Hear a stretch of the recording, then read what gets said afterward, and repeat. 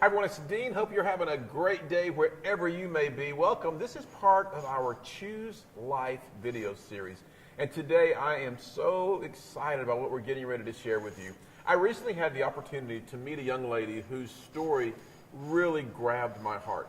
And as I listened to her share her story with us, as I was listening to her talk, I was likewise at the same time hearing that still small voice of God on the inside.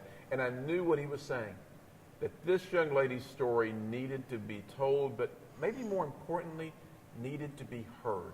Today I'm happy to introduce to you Jory Wyrather. Now Jory is a young lady whose story just gripped me. I mean, when I heard her story, I can hardly wait for you to hear her story. So Jory, welcome today. Thanks for being with us. Thanks for having me. We're going to start right away let's just pick up at age, 12, 13 years old, as a teenage young lady.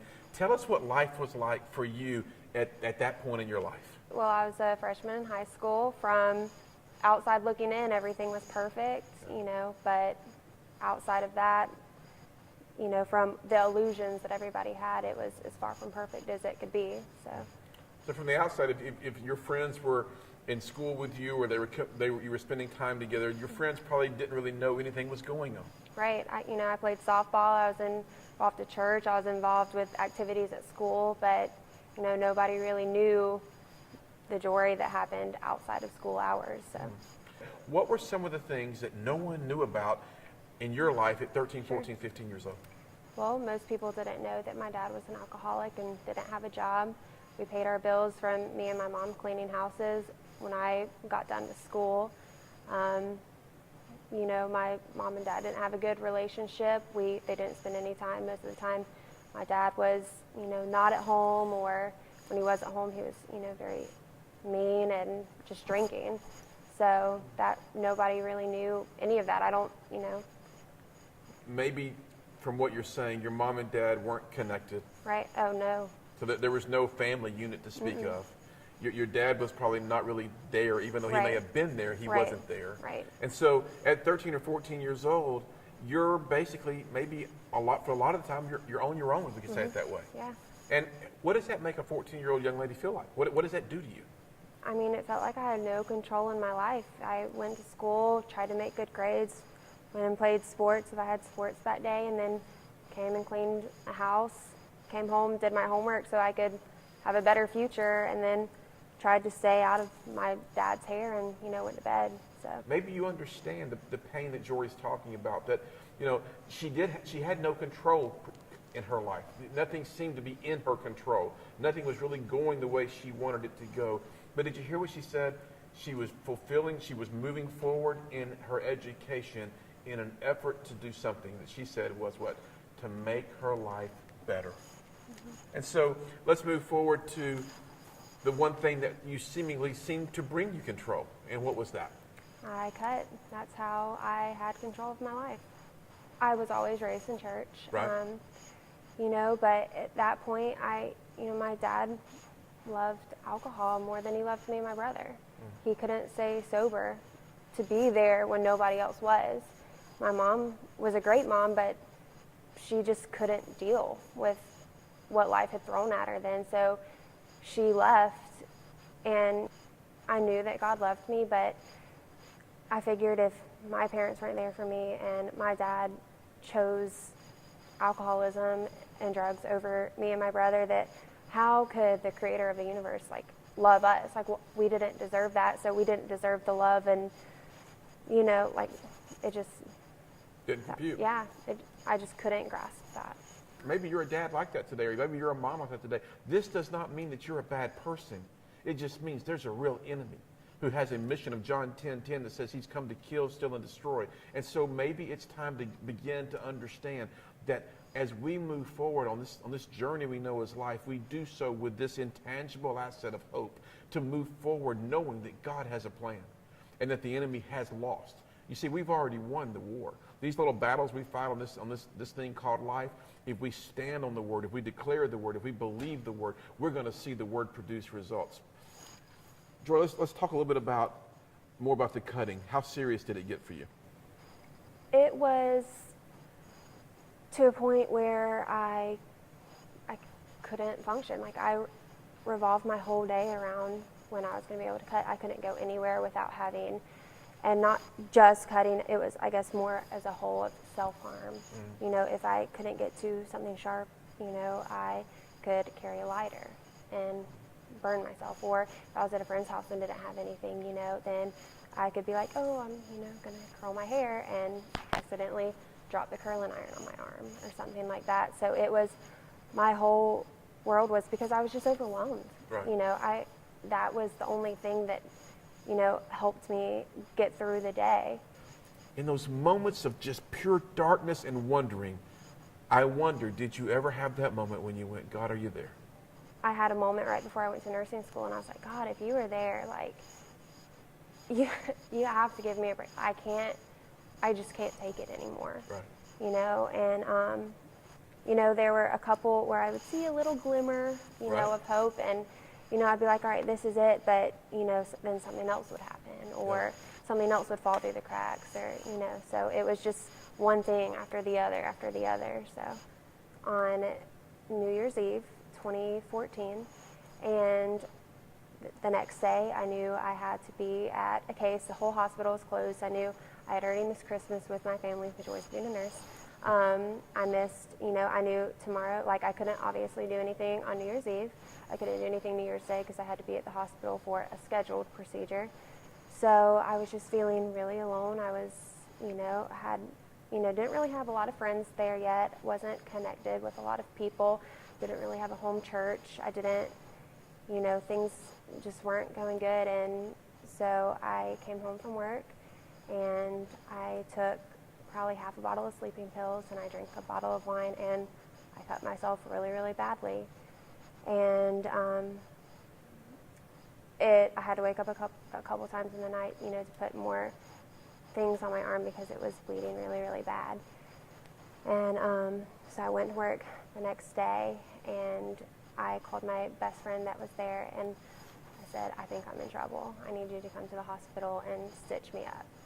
And so she sent me, she had me take a picture of my arm, and she said, no, we need to go to the emergency room. So I went to the emergency room, and sure enough, I had to get multiple stitches, and I had to get IV antibiotics, and they made the decision for me, obviously, and I had to go to an inpatient. Okay, let's stop right there for a second. Because the night that you drank a bottle of wine, took a lot of pills, and cut yourself badly, you weren't trying to end your life. Right. But had you died, Yeah. you'd have been okay with that. Right. You know, just life just wasn't worth it to me. But, you know, I still to this day say that I was never suicidal, but life just meant so little to me. I didn't have a purpose. I just, you know, I was in so much pain that nothing, it just wasn't. And see, that's how the enemy does things. See, the word says that God does things line upon line, precept upon precept, here a little, there a little. Everything that God does, the enemy does in a perverted way. And so maybe today you're sitting there going, well, you know, this one drink really won't hurt me, or this one cut really won't hurt me, or this one pill really, it won't do that much damage. Are you hearing this story?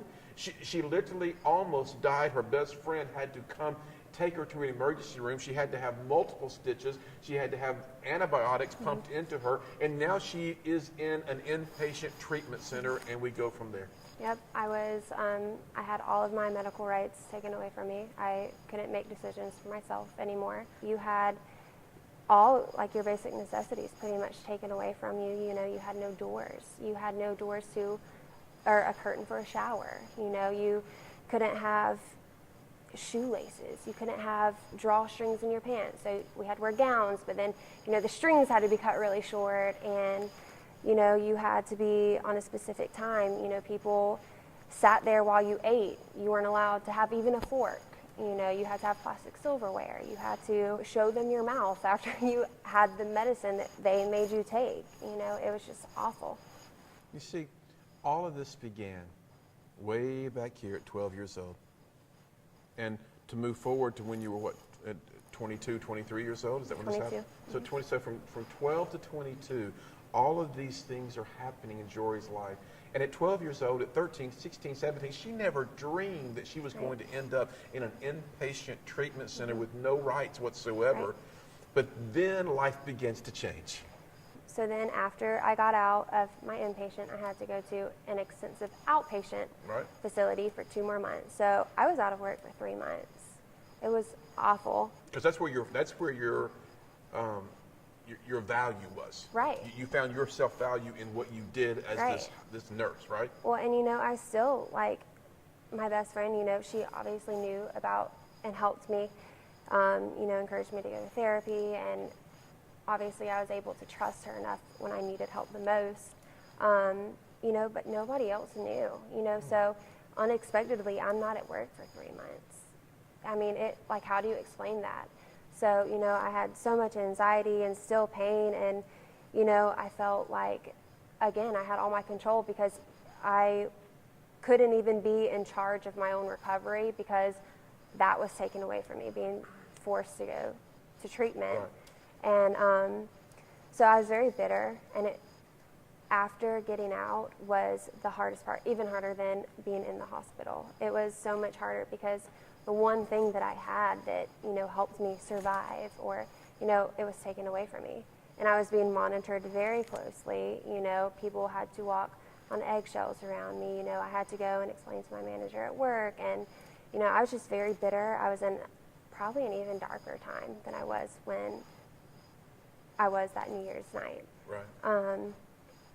But I did a lot of praying, and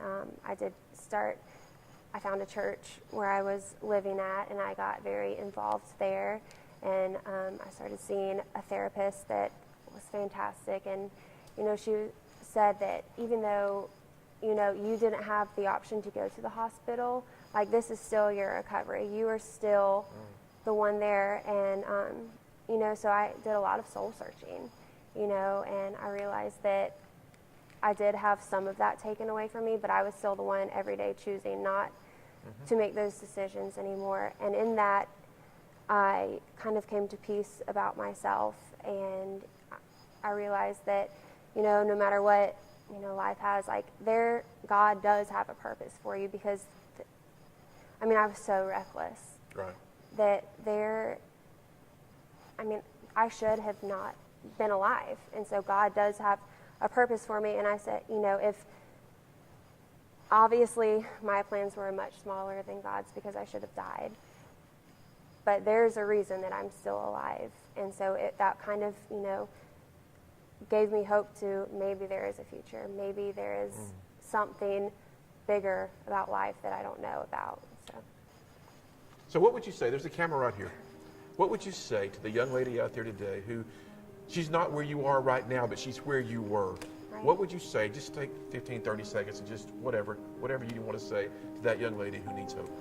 I know that it feels like you're alone right now, and that you don't have a purpose, and that nobody loves you. And, you know, whether it be your friends or your family or your parents or God, and I know you're hurting so much right now.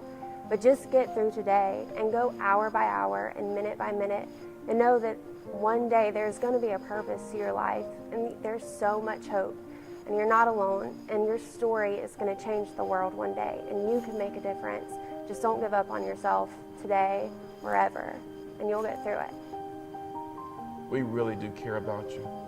We want you to understand how much you do matter, and we need you to understand that your story, just like Jory's, is a story that's gonna, well, she said it herself, it will turn the world upside down. Your story can change the world for other people, but you got to be here to tell that story. Okay? God bless you. We'll see you next time.